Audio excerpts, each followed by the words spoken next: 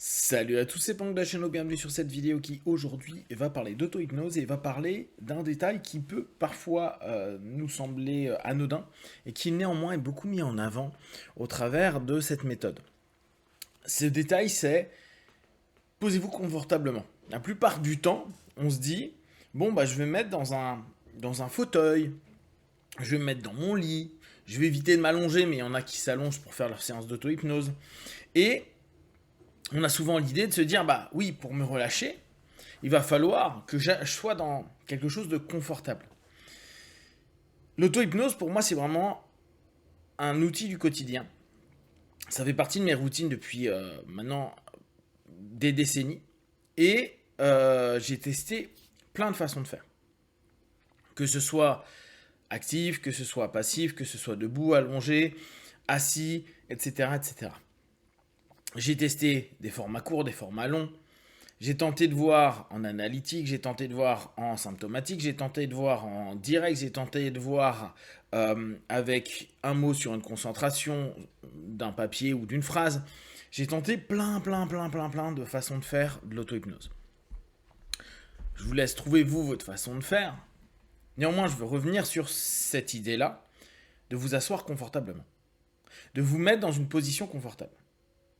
Plus les années passent et moins je suis d'accord avec cette idée-là. Parce que très souvent, on va voir, et quand je dis on, je me vois moi, mais je vois aussi les partenaires que je suis en hétéro-hypnose qui vont souvent chercher à se mettre hyper relax, détendu, etc., etc. Et qui souvent rentrent dans une transe très passive, très, on va dire, accueillante à ce moment-là de la suggestion, dans cette recherche excessive de relâchement, de relaxation. Néanmoins, lorsque j'ai pu observer aussi bien avec des personnes où je vais les faire se redresser, je vais les faire se tenir droit, je vais les faire être plus conscients de leur corps. La détente ne veut pas dire la mollesse, et ça c'est vraiment important. Être relâché, en tout cas chercher le relâchement ou la relaxation, ça ne veut pas dire être mou. Potentiellement, quand on est relâché, on est plus réactif.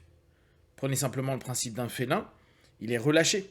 Et quand il va devoir accélérer, sauter ou faire quelque chose de physique, vous allez voir que d'un coup, ce relâchement vient de la tension, puis il y a ce rapport d'explosivité. Plus on est tendu, plus il est difficile d'aller vers un mouvement rapide ou quelque chose de fluide. Et l'idée est donc de ne pas être tout mou. Parce que également, quand on est tout mou, bah, on a l'impression que c'est compliqué. D'ailleurs, combien de fois, pour les personnes qui proposent de l'hétéro-hypnose, vous avez pu voir vos partenaires mous et avec une difficulté à lever la main si vous travaillez avec les phénomènes idéomoteurs, les difficultés à bouger, à parler comme s'ils étaient en train de s'oublier, se perdre dans une transe déséquilibrée qui serait plutôt une transe subconsciente et avec cette non-volonté, non-envie à un moment donné d'être plus en contact avec le corps. Alors oui, on pourrait se dire que c'est une recherche dissociative à un moment donné du corps et de l'esprit, etc. C'est un chemin pour certains, c'est en tout cas une orientation que prennent certains. Néanmoins, sur de l'auto-hypnose, pour avoir posé la question à énormément de personnes qui font de l'hypnose, de l'auto-hypnose et voir comment ils font leurs sessions d'hypnose, beaucoup disent « Ouais, mais j'ai du mal à faire mes sessions d'hypnose, sinon je m'endors ». Je peux reprendre même sur des éléments de la méthode Silva, il y a beaucoup de personnes qui en 10 minutes, un quart d'heure vont avoir une difficulté à maintenir une concentration dans leur auto-hypnose. Et souvent, ce qui va prendre le dessus, c'est le relâchement, qui va parfois devenir de la mollesse, qui va parfois devenir une forme de somnolence ou d'endormissement.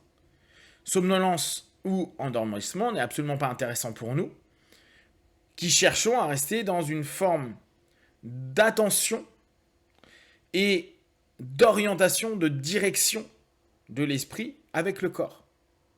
Faut pas que le corps nous déconnecte complètement de la tête en s'endormant. Parce que dans ce cas-là, la tête va suivre. On cherche simplement à optimiser avec un relâchement, et j'insiste dessus, un relâchement, et ne pas chercher à être tout mou ou sans tension. C'est pas vrai. Il y a des gens qui sont très tendus par nature ou qui ont du mal à se relâcher. Ils sont quand même capables, et on le voit souvent, hein, juste avec un...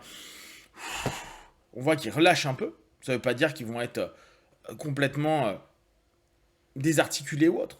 il se relâche un peu. Et le relâchement, plus la fermeture des yeux si vous le travaillez les yeux fermés, moi j'aime bien travailler les yeux ouverts mais je pourrais revenir dessus, euh, permet d'avoir une capacité à se focaliser. Néanmoins, si on cherche trop la relaxation, surtout quand on est seul, on a de fortes chances d'arriver à une espèce d'endormissement. Bon. Donc, pour moi, la posture que vous devez prendre, elle est au contraire sur votre chaise droit. Un petit peu comme on fait aussi en hypnose de scène ou en hypnose de rue, ou même on peut le faire debout. Et on le sait très bien, on le fait à plein de personnes debout. Alors, bien sûr, vous n'allez pas forcément faire votre session d'auto-hypnose debout, bien que quand vous êtes dans le bus ou autre, vous pouvez très bien le faire. L'idée est donc de se mettre le plus droit possible sur sa chaise et pas commencer à s'écrouler. Et vous allez voir que souvent, le premier réflexe que vous avez quand vous vous asseyez pour une session, c'est souvent de vous poser, puis d'y aller. Ou d'aller dans ces espèces de chaises ou de canapés qui, quand on t'englobe, où on est en train de se mettre dedans, etc. Moi, je vous invite au contraire à rester les pieds au sol, la colonne droite. Et même si au moment où on va commencer à petit partir dans notre transe, vous allez sentir que, voilà, au fur et à mesure, vous voyez du relâchement. Ma tête, souvent, elle descend. C'est pas toujours le cas. Hein. Là, j'ai les yeux fermés, donc il peut y avoir aussi différentes raisons. Et je relâche mon corps. Mais ça ne veut pas dire, donc je peux toujours ouvrir mes yeux, ça ne veut pas dire à aucun moment que je suis en train de m'écrouler. Je garde toujours une espèce de droiture qui me servira à un moment ou à un autre dans l'orientation aussi. Pensez bien, c'est intéressant d'amener et d'accorder le corps et l'esprit. On est beaucoup dans le principe de se dire que justement le corps impacte l'esprit, l'esprit impacte le corps, donc la pensée impacte le corps et inversement le corps va impacter l'esprit. Mais si on est tout désarticulé, qu'est-ce que ça donne et ça prouve comme état d'esprit? Notamment quand on travaille seul, quand on doit chercher, aller dans des orientations ou aller dans un dialogue ou aller dans une direction par des suggestions qu'on aimerait avoir comme étant une ligne vers laquelle on souhaite obtenir un résultat, si on est en mode à avoir du mal à prononcer même intérieurement les choses.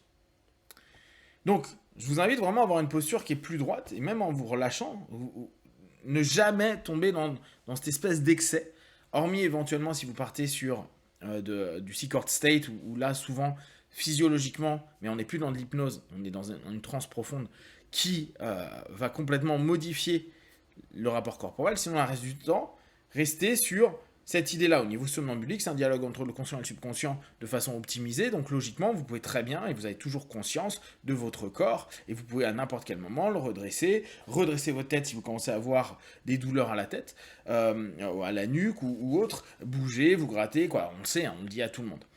Vous allez voir que ça modifie énormément notre façon d'aborder la session, et vous allez être beaucoup plus proactif. Vous allez également rester moins longtemps. C'est-à-dire que si vous avez l'habitude de faire des sessions de 30 minutes, bah ça va devenir peut-être moins confortable. Et c'est pas grave. Ça veut aussi dire que notre esprit, notre mental, notre cerveau, bah, il n'est pas prêt à rester aussi longtemps sur un thème qu'on est en train de bosser, même si on est en train d'être actif pour éviter d'arriver dans l'ennui ou de se laisser aller par d'autres pensées parasites. Tentez et amusez-vous vraiment à aller vraiment sur des postures droites, à vous relâcher à partir dans votre session. Et vous allez voir la différence. Si vous voyez qu'encore vous partez un peu trop, ouvrez un œil. Et juste vous faites la même chose avec un œil ouvert. Et si vous avez l'habitude après, vous pouvez le faire avec les deux yeux. La différence serait là. On est là. Bon, là je suis déjà un peu en transe. Je pars. Et vous voyez qu'il y a un relâchement qui se fait. Mais je maintiens quand même une posture qui va être juste. Même s'il y a du relâchement, même si moi j'ai souvent des mouvements quand je fais mes trans, et j'ai souvent des bascules, etc. Et ce qui permet d'être quand même sur ma focalisation, les yeux ouverts qui me permettent d'éviter des endormissements, d'être toujours proactif. Après, c'est un travail sur la focalisation qu'il faut s'habituer à avoir, d'où à l'époque cette espèce de focalisation qu'on peut avoir comme par exemple sur un flower, sur un pan. Si vous avez des questions et des remarques partagées sur Facebook, YouTube, j'y répondrai le plus rapidement possible. Et comme d'habitude, de tout ce que je propose, ne prenez que ce qui est bon et juste pour vous, tester, analyser et concluez. Be one, ciao.